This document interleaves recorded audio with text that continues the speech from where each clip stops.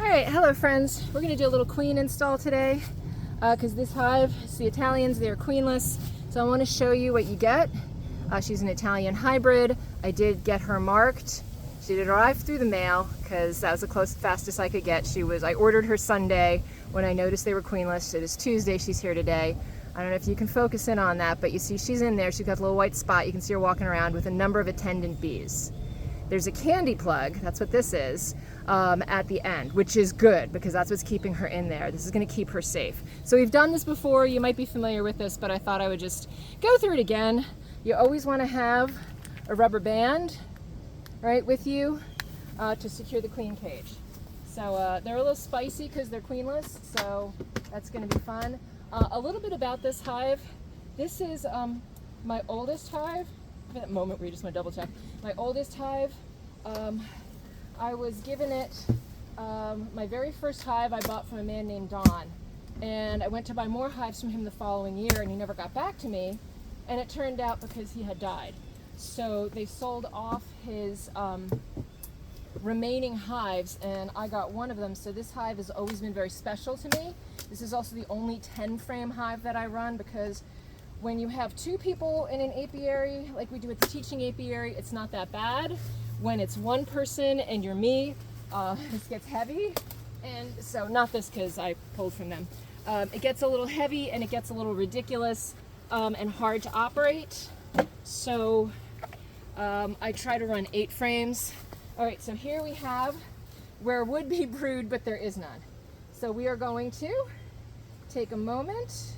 We're going to use this to lift and separate, and I'm going to find a nice little spot to place her in the brood area. This is all honey, which is great because the girls haven't given up and they are plotting for the future. But it's also not great because they have no future because they have no brood, right? So that is kind of a problem, right? So what I'm going to do is, this is the top of the brood boxes. I run 2 deeps on this hive because that's what Dawn ran.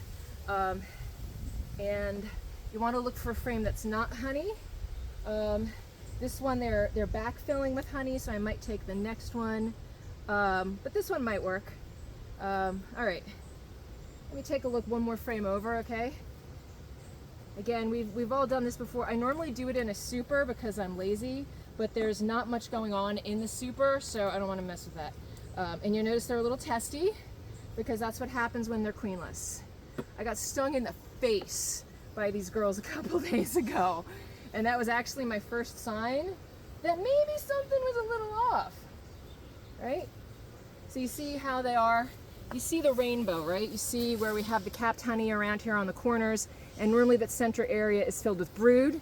They are backfilling it with nectar. We are almost in dearth. We're just about in dearth. I'm just going to pull one more frame over and then I'll make a choice here, okay? I know, I got to make a decision. The weather looks terrible, as you can tell, so I'm also working against terrible weather, meaning the girls are also testy. I'm going to take this one because there's a little bit of open space on this one. So the first thing I'm going to do, I'm going to be smart. I have my rubber band around my wrist, right? I'm going to put this around the frame first before I get the queen cage.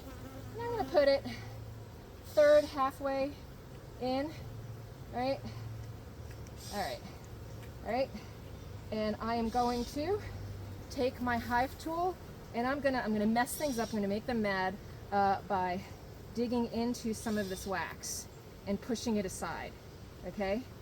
And they're gonna get mad. They're already mad, it's fine. It's a little bit bigger than I needed it to be, but it's fine, right? Better too big than too small. Now we're gonna take the queen cage, right? And you see how it's got the mesh on one side and it's wood on the others? We're gonna put it angled like this, so the candy plug is at the top, because if the candy plug is at the bottom and they kill the attendant bees, she can't get out. So I'm gonna do something and I'm just gonna put her here just for a minute, because I like to see how the bees react to her, okay? So you see how already they're checking her out?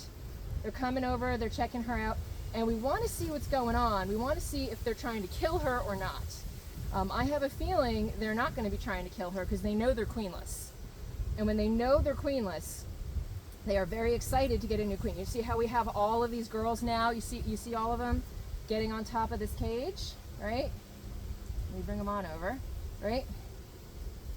And you see how they're not pointing their butts down at her? Like they're not trying to sting through the mesh. They're just, why is my hand shaking? They're not trying to sting through the mesh. You see what it looks like? They're just sniffing her. That's what they're doing. So this is a really good sign that they're going to accept her. You see how they're just snuffling around in there?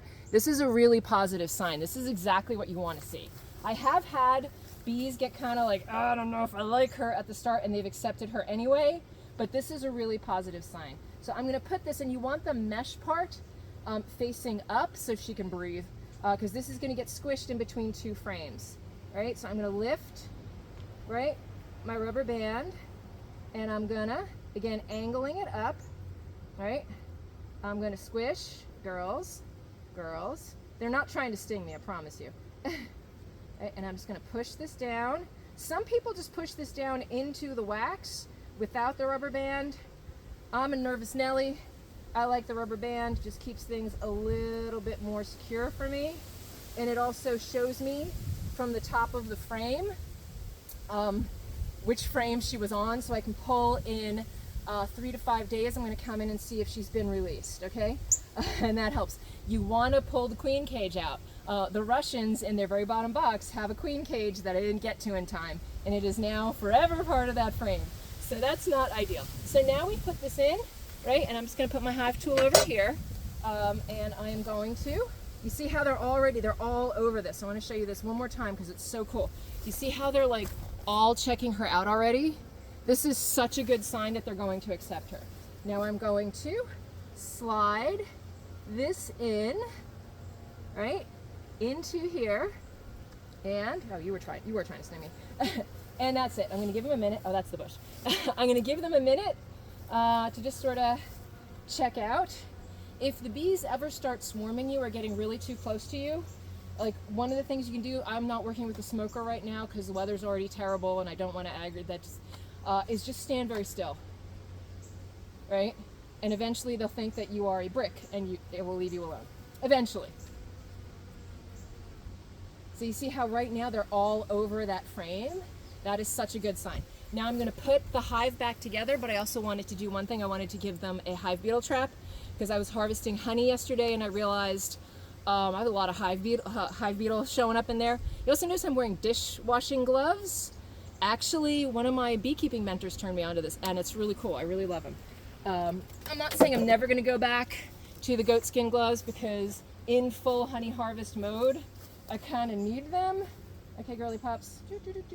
And how you put a hive top on is you put it on like this, catty corner, and then you rotate it, because as you rotate it, instead of crushing bees, if you were to just drop it on there, you kind of give them a chance to sort of nudge out of the way.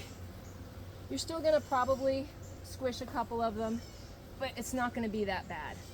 This hive, I went in on Sunday because I was going to Formic Pro them, and then I realized, first of all, they were queenless, and second of all, their numbers were not good enough.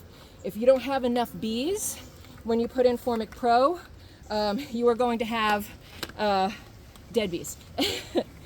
But the good news is, since they have no queen and they have no brood, they're doing what's called a brood break, which is a sort of natural integrated pest management system, sort of unplanned.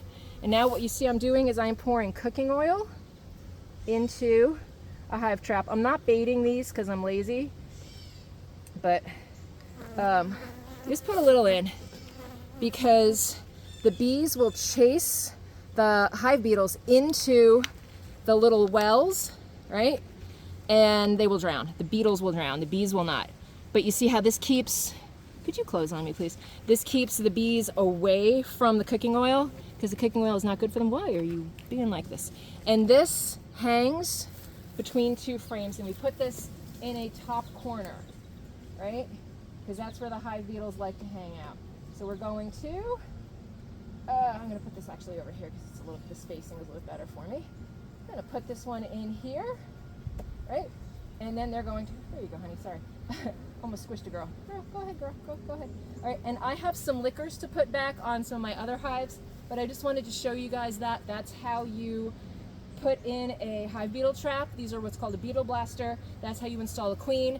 It is Tuesday. I'm probably going to check Saturday or Sunday to make sure the queen has gotten out, but knowing me, I'll probably check Friday.